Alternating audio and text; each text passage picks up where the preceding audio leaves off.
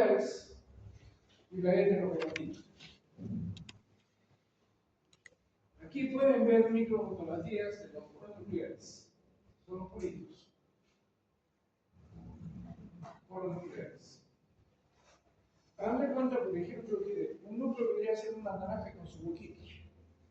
Deberían ser los poros nucleares. Vamos a ver cómo ingresan y salen sustancias de los poros.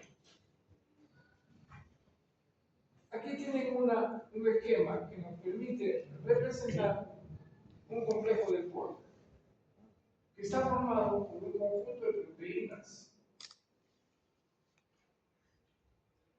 Este es el retículo endoplasmático y estos son los ribosomas. Y precisamente hay subunidades que forman parte del poro. Acá tenemos otro esquema, donde precisamente son 8 proteínas que en forma circular están formando el poro. Hay un anillo nuclear, una cesta nuclear, y este poro es selectivo a pesar de que es grande.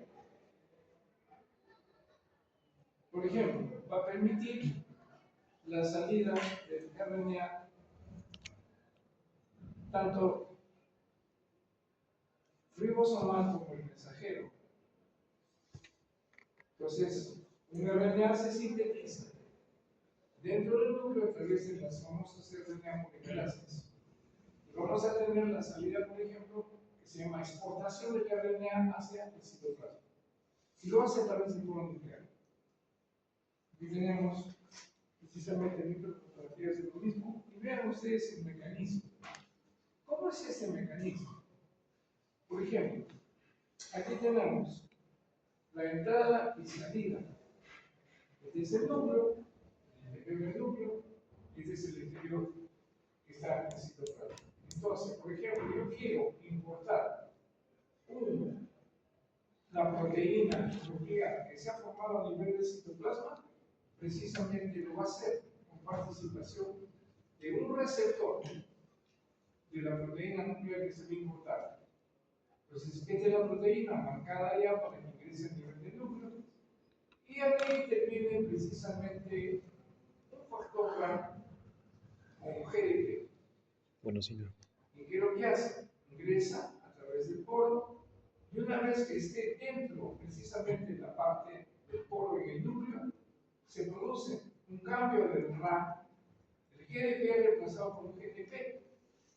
Y luego se produce precisamente la entrada de esta sustancia con su receptor, el receptor se libera y lo que tenemos acá es precisamente la proteína dentro del núcleo. De esta manera la proteína ingresó y eso se llama importación de proteínas. ¿Y qué pasa con el receptor? El receptor queda ligado al GTP y el GTP sale a través del poro y una vez que salió en la parte del citosol, dentro del poro se hidroliza el GTP. De tal manera que cada vez que se importa una proteína hay gasto de energía proveniente del GTP. Y acá tenemos GDP más usuario Orgánico. Eso es en el caso de la importación. En el caso de la exportación, o sea, la salida de sustancias del núcleo. ¿Cómo ocurre esto? Vamos a tener también la participación de un receptor. Y tenemos acá la proteína que va a exportarse señalizada. Ingresa junto con la proteína RAI con GTP y se forma un complejo con el receptor y sale. Ya lo tenemos acá afuera, inmediatamente se exporta la proteína marcada siempre y tenemos la hidrólisis del GTP en GDP y se provoca la disociación. Acá está el receptor exportador y de nuevo se repite eso. Y de esa manera pueden ingresar proteínas que provienen, hacia nucleos que provienen precisamente del núcleo. No creo que tengan dificultades, esto es fácil. ¿Entendiste? Ahora, es importante que en el cultivo nuclear es una modificación del retículo endoplasmático. Y las proteínas que están formando parte de esa membrana con sus poros tienen proteínas que se llaman láminas o lamininas. Y esas láminas precisamente intervienen, participan en la formación de la estructura nuclear y en la desaparición. Entonces tenemos una lámina nuclear externa y una lámina nuclear interna. Y ahí van a participar las proteínas lamininas, que cuando se desensambla, desaparece el estructura nuclear. ¿Y cuándo ocurre eso? Durante la proceso de meiosis. Ahí tienen la lámina nuclear, que se puede ver en la cara externa e interna del estructura nuclear. Ahora, ¿cómo se produce la disociación de la estructura nuclear? Esto ocurre durante la mitosis y la meiosis. Ustedes han aprendido precisamente, y lo han aprendido bien, que durante la profase debe desaparecer la estructura nuclear. ¿Cómo ocurre? ¿Cómo es ese mecanismo? Entonces, ¿qué va a ocurrir? Precisamente, acá tenemos, durante la profase temprana, ¿qué ocurre? Se lleva a cabo precisamente, esta es la telofase. Donde la profase está formada precisamente la estructura nuclear y se disocia. Se producen una serie de fragmentaciones de la estructura nuclear que son membranas del retículo endoplasmático y mediante procesos de fosforilación. Aquí dice fosforila, la proteína que da estabilidad a la estructura nuclear que se llama láminas. Algunos le denominan lamininas. Entonces, si tú fosforilizas esa lámina, ¿qué va a pasar? Se disocia y comienza a desaparecer la estructura. Entonces, ¿quién da estabilidad a la estructura nuclear? Las láminas.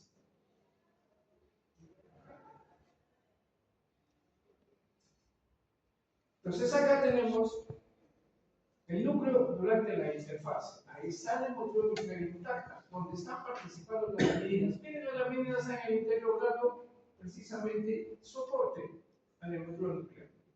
Y cuando se produce fosforilación de las láminas, ¿qué ocurre? Se disocian. Se disocian. Y ¿quién le dé soporte a la estructura nuclear? La estructura nuclear comienza a desaparecer. Y en la telofase va a ocurrir lo mismo, pero en sentido contrario. Miren cómo las láminas están participando acá, dándole soporte a la estructura nuclear.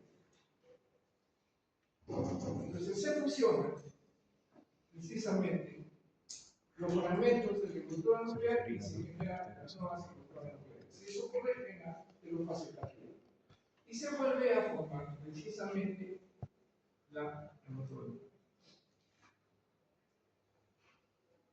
Entonces acá está la cara interna. En la cara interna es donde se genera el soporte de las láminas.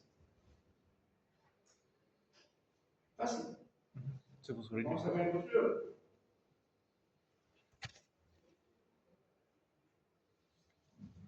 El nucleolo es supuestamente normalena, no, es una condensación de la cromatina, que no tiene membrana, pero que se encuentra a nivel del nucleoplasma. Ese nucleolo, aquí lo tenemos, precisamente, este es el nucleolo, este es la estructura nuclear con sus poros, interrupciones. Y aquí estamos agrandando la estructura precisamente del nucleolo. ¿Y qué pueden ver ustedes? Hay un centro fibrilar, hay un centro granular, hay un componente denso fibrilar. ¿Y esas regiones a qué se debe?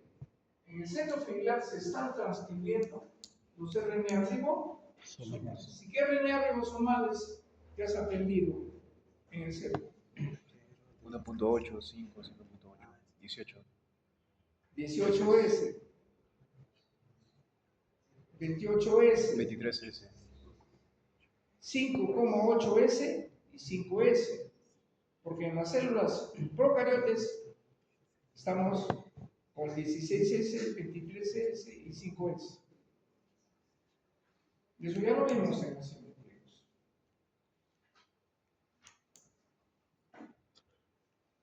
¿En el centro fibrilar? Ahí. 16. sea, acá me faltan 10. Vamos a darles una bonificación.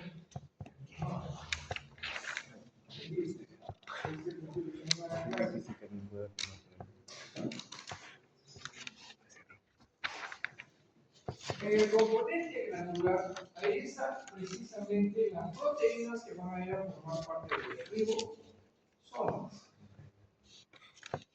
Y aquí ya se comienzan a ensamblar los ribosomas. Ahí están ustedes.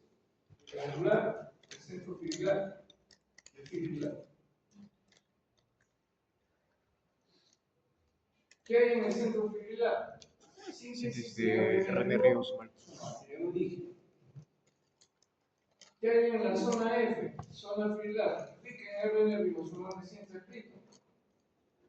Y tenemos en la capa granular asociaciones de proteínas sobre el RNA ribosomal, porque recuerden que los ribosomas son partículas nucleoproteicas, porque están proteínas con la presencia de los respectivos RNA ribosomales.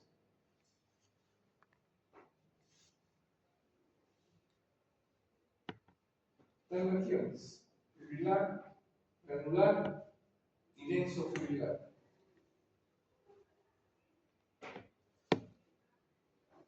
Y ahí tenemos ese esquemita que nos permite entender qué es lo que está ocurriendo precisamente dentro del núcleo. Aquí tenemos la transición de los RNAs ribosomales. Y vamos a ver que se genera un RNA precursor grandote 45S. Recuerden que la unidad S, ¿qué cosa es? Unidad de sedimentación, que determina el tamaño y la densidad de estos compuestos. Ahí es el 45S, precursor. Y de ahí van a salir el 18S y el 5,8S y el 28S. Y el 5S es aparte, porque los anteriores son sintetizados por la RNA polimerasa de tipo 1. Y eso lo vamos a ver más adelante cuando veamos la transmisión. Y las proteínas, ¿de dónde vienen? Vienen de afuera, del citoplasma. Ingresan y se comienza a ensamblar tanto la subunidad menor como la subunidad mayor, con los respectivos RNA ribosomales. Y aquí hay unas proteínas telomerasas que vienen de afuera, que son las que se van a encargar de formar los famosos telómeros. Y las unidades nunca terminan de ensamblarse. ¿Por qué? Porque no pueden salir por los poros porque el poro es demasiado pequeño. Tienen que ensamblarse las subunidades. Entonces primero se forman las subunidades menores, luego la subunidad mayor y salen las subunidades a través de los poros y se unen en el citoplasma, tanto la subunidad 40S como la 60S.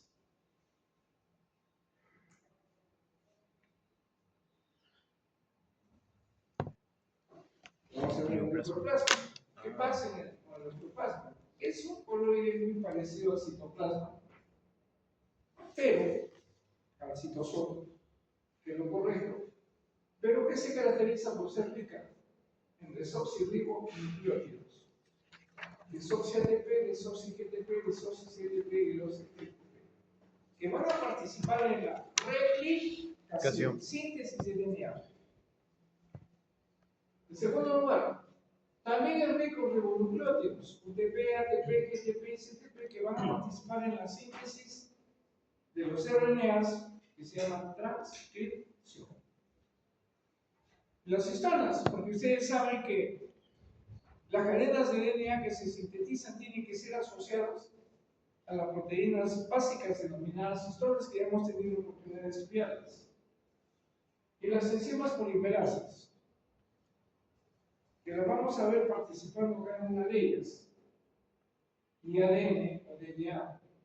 La cromatina ya sabemos que es el material genético cuyos genes se están transfiriendo.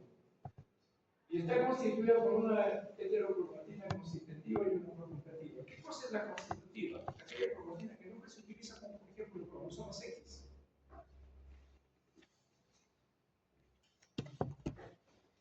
o los centrómeros de los cromosomas. Tenemos una encromatina difusa y activa, donde se está llevando a cabo la transcripción.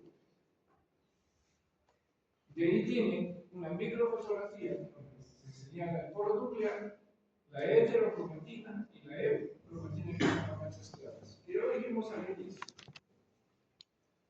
Y ahí tienen la famosa cromatina constituyendo los siguientes niveles de organización.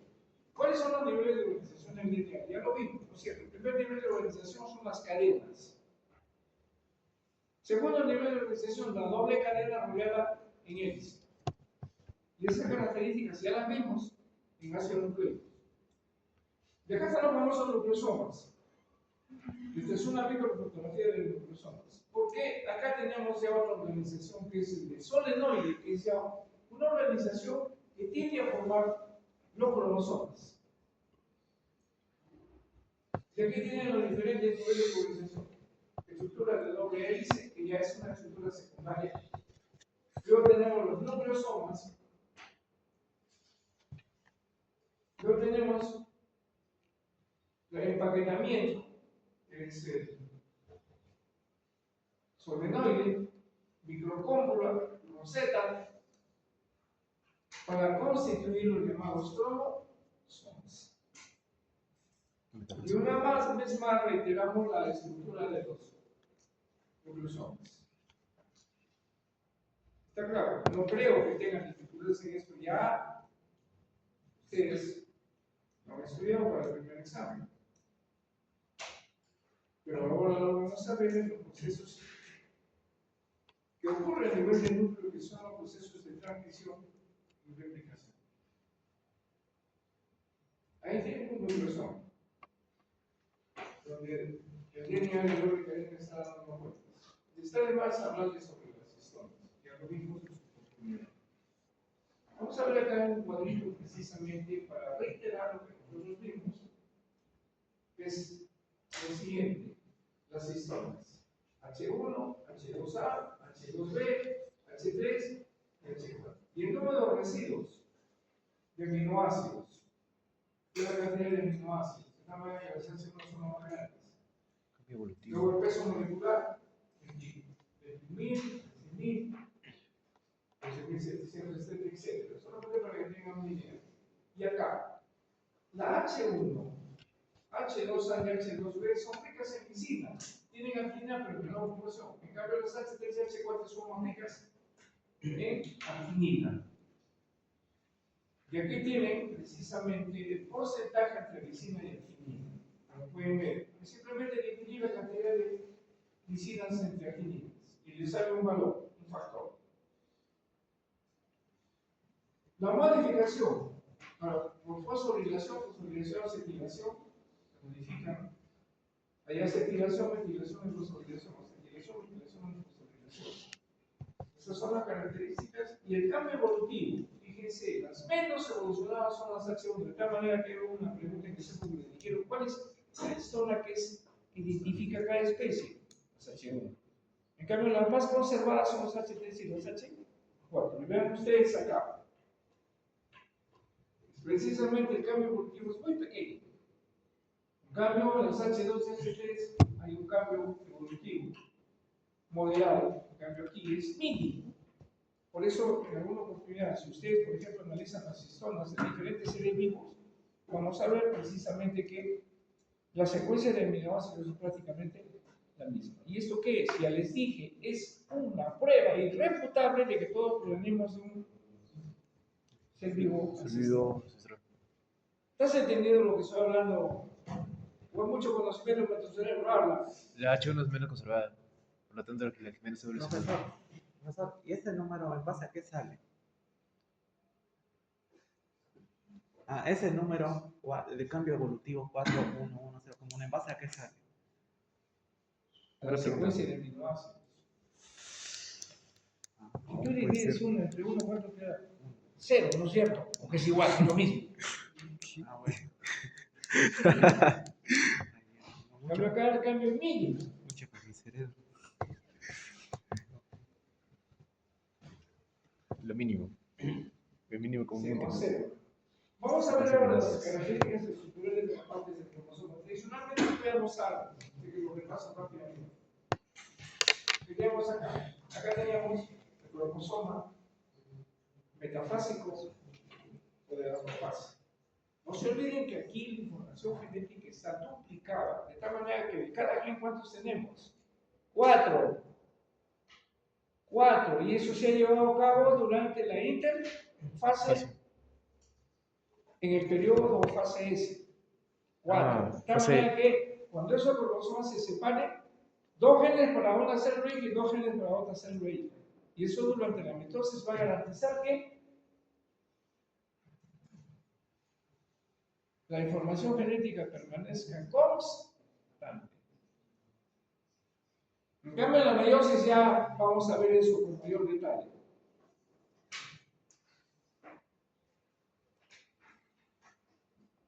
Si le anotan la asistencia, ¿ya la han anotado? Sí, está correcto. Luego yo voy a verificar mis alumnos que son puntuales. Uy. La chica.